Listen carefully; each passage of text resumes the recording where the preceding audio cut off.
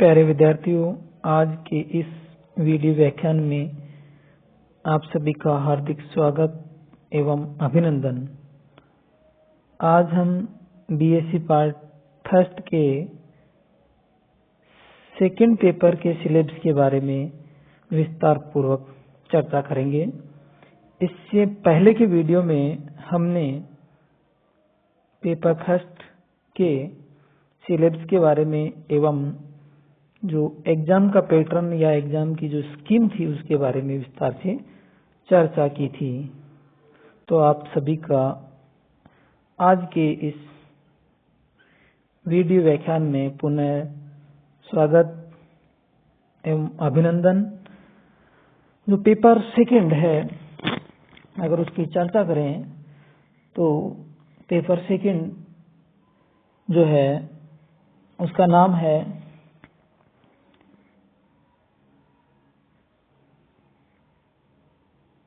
Cell biology and genetics. Cell biology and genetics, कोशिका जीव विज्ञान एवं आनुवंशिकी। यह पेपर 3 यूनिट से मिलकर के बना हुआ है। फर्स्ट यूनिट, जिसमें जो मुख्य बिंदु हैं उसके बारे में हम चर्चा कर रहे हैं। तो पहला जो बिंदु है, इंट्रोडक्शन टू सेल, यानी कोशिका का परिचय। इसमें हम cell theory, morphology, size, shape and जो इनकी विशेषताएं हैं, किसकी, प्रोकैरियोटिक कोशिका, माइकोप्लाज्मा, वायरस और स्पेशली यूकैरियोटिक कोशिका, जिसमें हम एनिमल सेल के बारे में अध्ययन करेंगे। सेकंड जो इसका बिंदु है, किसका, यूनिट फर्स्ट का, फिजिकल एंड बायोकेमिकल जो संगठन या मेकअप है, जो है प्रोटोप्लाज्म का किस प्रकार से बना हुआ है, यानी प्रोटोप्लाज्म का भौतिक और जैव रासायनिक जो संगठन है उसके बारे में अध्ययन करेंगे। थर्ड जो टॉपिक है वो है साइटोप्लाज्मिक ऑर्गेनेलिज, यानी कोशिकीय या कोशिका द्रव्यी अंगक। तो इसमें यहाँ पर हम जो कोशिका के अंगक है उनके बारे में विस्तार से अध्ययन करेंगे। इसमें है plasma membrane, characteristics of cell membrane, molecules, यानी इसमें कौन कौन से मॉलिक्यूल्स हैं, फ्लूइड मोज़ेक मॉडल क्या है जो कि सिंगर और निकोलसन द्वारा दिया गया है, कंसेप्ट ऑफ यूनिट मेम्ब्रेन, यानी इकाई झिल्ली की जो अवधारणा है वो क्या है, specialised structure of plasma membrane, functions and cell membrane transport, यानी कोशिका जो झिल्ली है उसके द्वारा जो परिवहन हो रहा है, जो 2 प्रकार का होता है, पैसिव एंड एक्टिव। पैसिव में डिफ्यूजन एंड ऑस्मोसिस पढ़ेंगे और एक्टिव ट्रांसपोर्ट का अध्ययन करेंगे। इसके जो सब टॉपिक्स हैं उसका पहला तो अपन ने पढ़ लिया है। दूसरा है structure and function of endoplasmic reticulum, यानी ईआर का स्ट्रक्चर और फंक्शन क्या है, Golgi complex, lysosome, mitochondria, microbodies. Third जो है structure and biogenesis of mitochondria, यानी माइटोकॉन्ड्रिया का संगठन और उसका निर्माण कैसे होता है, किस प्रकार से वो बना है, electron transport chain, ETS, etc and generation of, यानी एटीपी किस प्रकार से बनती है। जो चौथा इसका सब टॉपिक है वो structure and function of ribosomes, centrosomes, microtubules, flagella, cilia and nucleus. Next जो टॉपिक है वो क्रोमोसोम से संबंधित है। क्रोमोसोम की मॉर्फोलॉजी है, क्रोमोनेमा क्या है, क्रोमोमियर क्या है, टीलोमियर्स, प्राइमरी एंड सेकेंडरी, प्राथमिक और द्वितीयक संकीर्ण क्या है, क्रोमेटिड्स क्या है, prokaryotic chromosome, giant chromosomes, lamp बस एंड पॉलीटीन क्रोमोसोम, इसके बारे में विस्तार से हम अध्ययन करेंगे। नेक्स्ट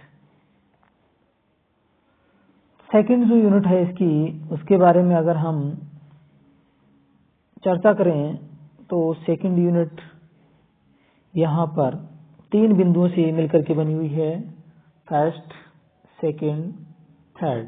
फर्स्ट में अगर आप देखें तो न्यूक्लिक एसिड एंड के बारे में चर्चा की जा रही है।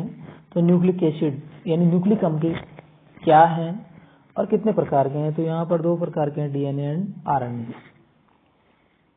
डीएनए में आपको क्या पढ़ना है, डीएनए स्ट्रक्चर है, पॉलीमॉर्फिज्म है यानी बहुरूपता, डीएनए में पाई जाने वाली बहुरूपता, ए, बी एंड जेड टाइप के डीएनए यहाँ पर हम पढ़ेंगे। एंड रेप्लिकेशन, और उसमें भी आपको रेप्लिकेशन में मुख्य तौर से सेमी कंजर्वेटिव मैकेनिज्म क्या है, एलिमेंट्री आइडिया अबाउट पॉलीमरेजेज, पॉलीमरेजेज के बारे में हम प्रारंभिक जो जानकारी वो प्राप्त करेंगे। टोफोआइसोमरेजेज क्या है, एसएसबी प्रोटीन क्या है, single strand binding protein, replication forex जो है उसमें भी आप दोनों प्रकार की फॉर्क्स यानी वो जो इसका निर्माण हो रहा है यूनिडायरेक्शनल एंड बाई डायरेक्शनल के बारे में अध्ययन करेंगे। लीडिंग एंड लैगिंग स्ट्रैंड क्या है, आरएनए प्राइमर क्या है, ओकाजाकी फ्रेगमेंट्स क्या है, elementary idea about DNA repairs के बारे में हम प्रारंभिक जानकारी प्राप्त करेंगे। इसका जो सेकंड सब टॉपिक है वो आरएनए स्ट्रक्चर एंड टाइप्स, तो आरएनए के प्रकार, mRNA, rRNA, tRNA and transcription, elementary idea about polymerases, capping क्या होता है, पॉली ए टेल क्या है, एक्सॉन और इंट्रॉन क्या है, इसके बारे में विस्तार पूर्वक अध्ययन करेंगे। जो सेकंड जो टॉपिक है इसका, इस यूनिट का, transcription and translation, transcription and translation, इससे पहले रेप्लिकेशन ऊपर आ चुका है।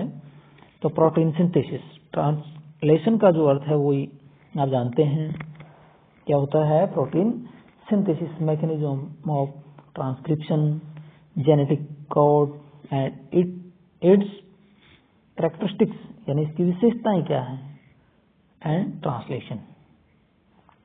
लास्ट जो इसका सेकंड यूनिट का टॉपिक है वो सेल रिप्रोडक्शन यानी कोशिका प्रजनन। तो यहाँ पर इसमें हम 3 चीजें पढ़ते हैं सेल रिप्रोडक्शन में, interphase, nucleus, interphase, nucleus, mitosis, meiosis. तो इंटरफेज की अगर हम बात करें तो interphase, nucleus and cell cycle, अगर सेल साइकिल की बात करें तो S, G1, G2, M and G0, यहाँ पर इसकी फेजेज आती हैं, इसके बारे में अध्ययन करेंगे। एस प्रावस्था के दौरान सिंथेसिस होता है, G1 एंड G2 के दौरान ग्रोथ होती है, एंड एम फेज की प्रावस्था के दौरान विभाजन होता है। माइटोसिस में माइटोसिस की phases, metaphase, anaphase, telophase, prophase के बारे में अध्ययन करेंगे। तो इस दौरान structure and function of spindle apparatus के बारे में अध्ययन करेंगे। एनाफेजिक मोमेंट क्या होता है इसके बारे में अध्ययन करेंगे। मियोसिस की बात की जाए तो इसकी phases and process of meiosis, किस प्रकार से वो घटित होता है। मियोसिस 2 प्रावस्थाओं में यानी मियोसिस फर्स्ट एंड सेकंड के द्वारा पूरी प्रोसेस होती है, और इनमें भी आपको prophase, metaphase, anaphase, telophase, prophase first जो है उसकी 5 उप प्रावस्थाओं leptotene, zygotene, pachytene, diplotene and diakinesis के बारे में अध्ययन करेंगे। फॉर्मेशन,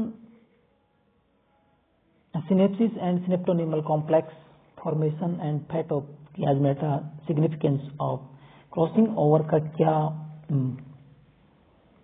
महत्व है या महत्वपूर्ण कौन कौन सी घटनाएं हैं और उनका क्या महत्व है, इसके बारे में हम अध्ययन करेंगे। नेक्स्ट थर्ड यूनिट की बात अगर की जाए तो थर्ड यूनिट में आप देख सकते हैं यूनिट थर्ड, इसमें आपको 8 बिंदु हैं। पहला है मेंडलिज्म, दूसरा है वेरिएशन, तीसरा जेनेटिक डिसऑर्डर, चौथा क्रोमोसोमल म्यूटेशन, 5वां molecular basis of gene interaction linkage and crossing over, sex determination and genetic interaction. अगर मेंडलिज्म की हम बात करें तो ब्रीफ हिस्ट्री ऑफ जेनेटिक्स, यानी हम यहाँ पर संक्षिप्त इतिहास पढ़ेंगे किसका, जेनेटिक्स का, एंड मेंडल्स वर्क के बारे में, यानी मेंडल के कार्य क्या थे, उनके क्या नियम थे, इनहेरिटेंस से संबंधित जो नियम थे, मोनोहाइब्रिड एंड डाइहाइब्रिड क्रॉस क्या होता है, एंड सिग्निफिकेंस और वर्तमान में जो स्टेटस है उसके बारे में अध्ययन करेंगे। वेरिएशंस इन क्रोमोसोमल नंबर, किसके बारे में, वेरिएशंस इन क्रोमोसोमल नंबर, हैप्लॉइडी क्या होती है, डिप्लॉइडी, पॉलीप्लॉइडी, एन्यूप्लॉइडी, यानी यूप्लॉइडी एंड एन्यूप्लॉइडी के बारे में विस्तार पूर्वक अध्ययन करेंगे। जेनेटिक डिसऑर्डर की बात करें तो स्पेशली इन ह्यूमन बींग्स में down syndrome and Turner syndrome, Klinefelter syndrome, इसके अलावा एडवार्ड सिंड्रोम है, पटाऊ सिंड्रोम है, क्राइडुचेट सिंड्रोम है, इसके बारे में भी हम पढ़ेंगे। क्रोमोसोमल म्यूटेशंस की बात करें, यानी क्रोमोसोम में ऊपर तो था नंबर्स में, यहाँ क्रोमोसोम नंबर में न ऊपर स्पेशल एक क्रोमोसोम में जो म्यूटेशंस हो रहे हैं या उत्परिवर्तन हो रहे हैं उसके बारे में अध्ययन करेंगे। तो उसमें आप में क्लासिफिकेशन ऑफ क्रोमोसोमल म्यूटेशंस हैं, उसमें डिलीशन है, डुप्लीकेशन है, ट्रांसलोकेशन है and inversion. Molecular basis of gene interaction, यानी जीन जो अंतर क्रिया है उसका आणविक आधार क्या है उसके बारे में विस्तार से अध्ययन करेंगे। लिंकेज क्या होता है और क्रॉसिंग ओवर, इसके बारे में अध्ययन करेंगे। सेक्स डिटर्मिनेशन जो है कितने प्रकार का होता है और उसके बारे में अध्ययन करेंगे हम। सेक्स लिंक इनहेरिटेंस, यानी लिंक जो आनुवंशिकता है या किस प्रकार से आनुवंशिकी सेक्स से जुड़ी हुई उसके बारे में हम अध्ययन करेंगे। जेनेटिक इंटरेक्शन की बात करें तो ये दो प्रकार का जेनेटिक इंटरेक्शन होता है, एलेलिक जीन इंटरेक्शन और नॉन एलेलिक इंटरेक्शन। एलेलिक की बात करें तो इनकम्प्लीट डोमिनेंस, कोडोमिनेंस और लिथाल जीन्स, और नॉन एलेलिक की बात करें तो supplementary genes, complementary genes, duplicate genes, epistasis, inhibitory and polymorphic genes क्या है, मल्टीपल जीन, यानी मल्टीपल जीन्स का यहाँ पर एक अच्छा सा उदाहरण है एबीओ ब्लड ग्रुप, इसके बारे में अध्ययन करेंगे। आरएच फैक्टर और उसका महत्व क्या है इसके बारे में विस्तार पूर्वक अध्ययन करेंगे। इस प्रकार से जो पेपर सेकंड है उसकी 3 यूनिट हैं और सभी यूनिट का हम विस्तार पूर्वक अध्ययन करेंगे, और पेपर जो आएगा उसके बारे में आपको पहले ही विस्तार पूर्वक जानकारी दी जा चुकी है। बहुत बहुत आपका आभार एवं धन्यवाद।